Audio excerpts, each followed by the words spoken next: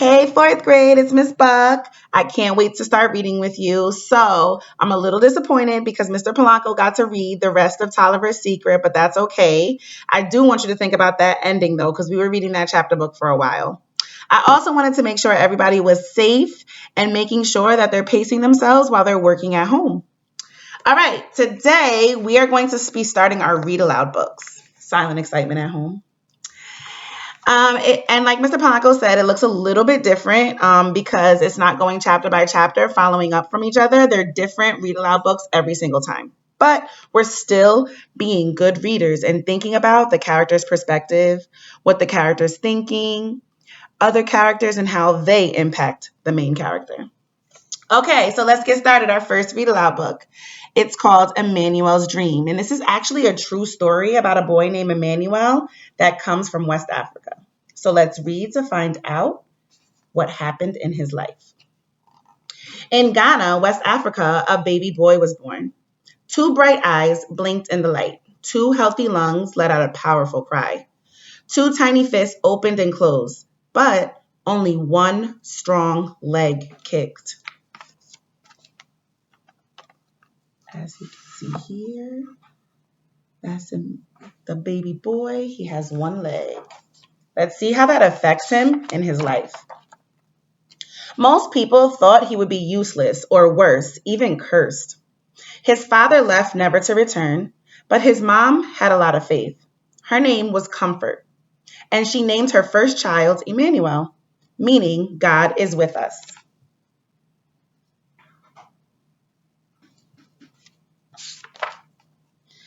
As Emmanuel grew up, Mama Comfort told him he could have anything he wanted, but he had to get it for himself. So he learned to crawl and hop, to fetch water and climb coconut trees, and even shine shoes to earn money. Let's stop right there. Why do you think Mama Comfort says he can have anything he wants, but he has to get it himself?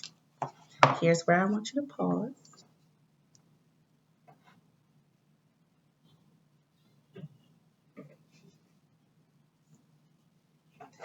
Okay, let's come back. I hope that you talked that over with your big person at home or even wrote down the answer. We're going to come back to that. Most disabled kids couldn't go to school. Still, Emmanuel's mother carried him there until one day she said, "You're way too heavy." From then on, Emmanuel hopped to school and back, 2 miles each way on one leg by himself. That's definitely showing what kind of person Emmanuel is. At first, nobody would play with him, so Emmanuel saved his money and he bought something no one in his class had, a brand new soccer ball. Of course, he would share it as long as they would let him play too. Lunging and spinning on crutches, his grandmother had found for him, and kicking the ball with his left good foot, Emmanuel earned the respect of all his classmates. There he is on crutches. I want to stop right there again, and I want to ask, why do you think the other children changed their perspective of Emmanuel? It says at first no one would play with him, but after he learned how to play soccer with his one good left foot, they earned the respect for him. Why do you think they changed their perspective of Emmanuel?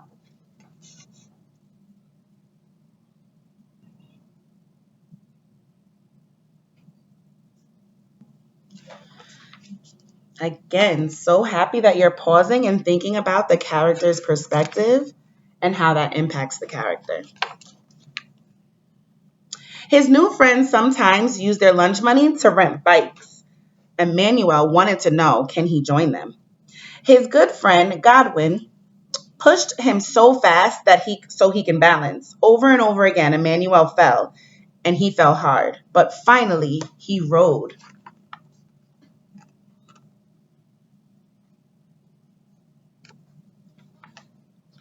There's Emmanuel riding on his bike, and remember his challenge.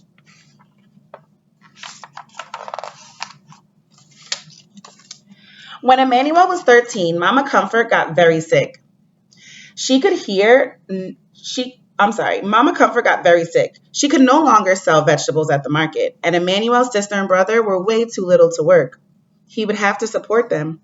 Against his mother's wishes, Emmanuel snuck out and boarded a midnight train to another bustling city in Africa, 150 miles away, and he was alone.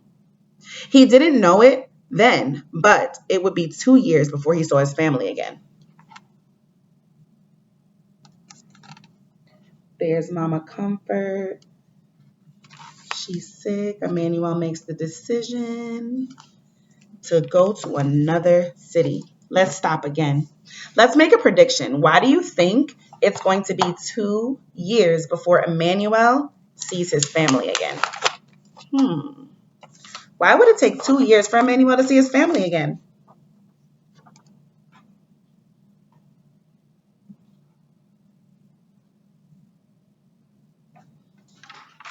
Okay, fourth grade. Let's keep going. Emmanuel arrived full of hope. There were so many people, but no one would hire him. Shopkeepers and restaurant owners told him to go out and beg just like the other disabled people did. But Emmanuel refused. Finally, a food stand owner offered him a job and a place to live. Again, you know Miss Buck's gonna stop. What kind of person is Emmanuel? How would you describe him? How would you describe Emmanuel as a person? Already starting to build his character perspective, his character traits. When Emmanuel wasn't serving drinks, he would keep busy shining shoes. He earned money and sent it home to his family. One morning, when Emmanuel went to buy shoe shining supplies, the shopkeeper thought he was there to beg and immediately started scolding him. Insulted, Emmanuel slammed his money down on the counter. I'm wondering what that word insulted means. The shopkeeper thought he was there to beg and scolded him, and Emmanuel was insulted and slammed his money down. The shopkeeper apologized, but Emmanuel would never forget.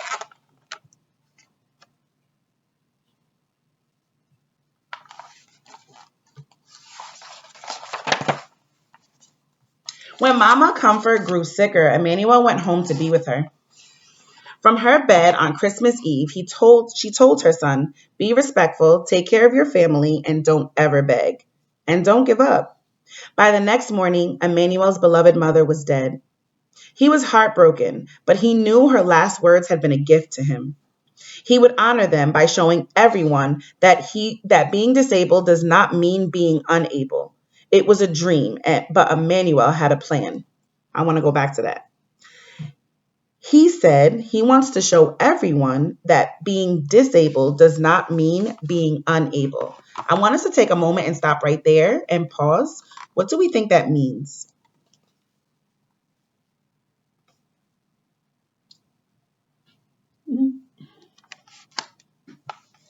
All right, let's keep going. Emmanuel had a sharp mind, a bold heart, and one strong leg. All he needed was a bike. At first, no one would help him. They thought his plan to bicycle around Ghana was impossible. Then Emmanuel wrote to the Challenged Athletes Foundation, all the way in San Diego, California. They sent him a bike plus a helmet, shorts, socks, and gloves. Again, this is showing a lot about Emmanuel's character. What kind of person is he? Emmanuel started training for the long ride. He persuaded the king of his region to give him a royal blessing. He went door to door asking for additional support. Finally, he hired a taxi to follow him with drinking water, a camera, and his best friends were in the taxi. Then Emmanuel tied his right leg to the bike frame, jammed his left foot into a flip-flop attached to the pedal, and rode.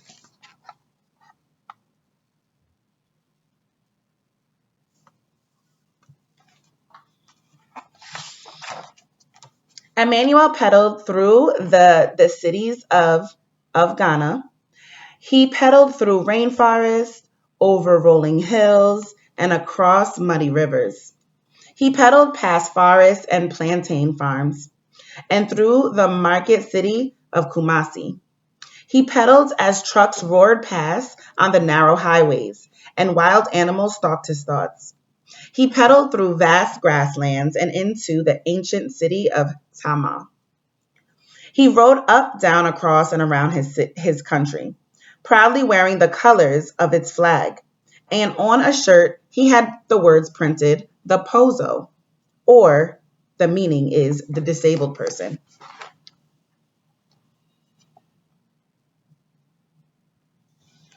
Why do you think Emmanuel would ride around his country with a shirt printed saying the Pozo, which means the disabled person? Why do you think he would ride around his city like that?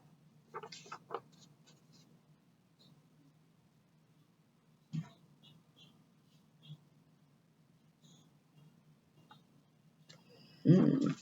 Let's keep going.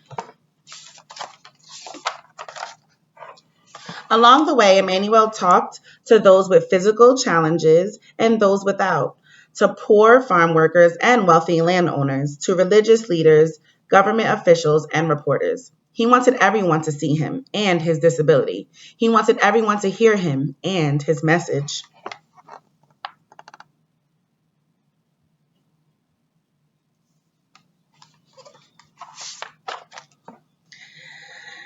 The further Emmanuel rode, the more attention he got. Children cheered, able bodied adults ran or rode alongside with him. People with disabilities left their homes and came outside for the very first time, even. The young man, once thought of as a curse, was becoming a national hero.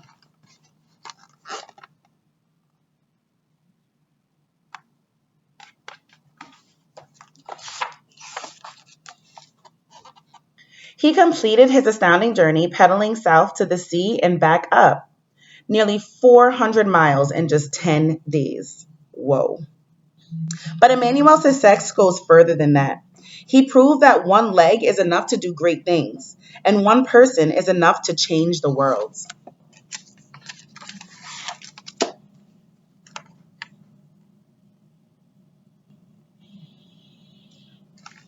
Okay, so that is the end of the book. I'm going to go back to some of the questions that we had.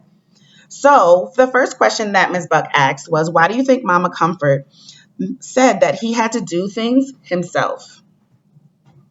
I'm thinking she wanted him to learn how to be independent using that one leg. I hope you had the same answer. Just put a thumbs up if you did. Another question that we came across was, why do you think some of the other children changed their perspective of Emmanuel once he played soccer with them?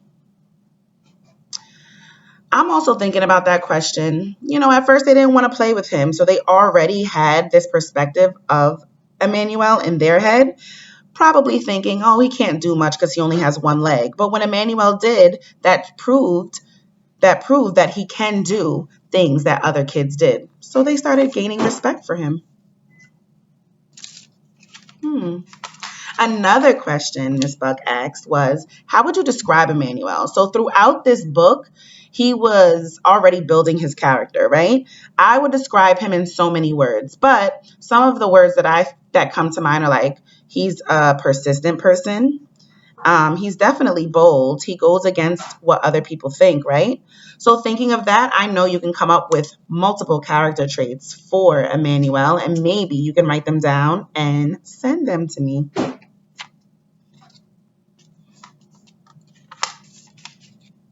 All right, last question I have for you, fourth grade. This question I'm not going to answer, but I am challenging you to write your response down, and I want you to take a picture of it and send it to one of your teachers. Okay?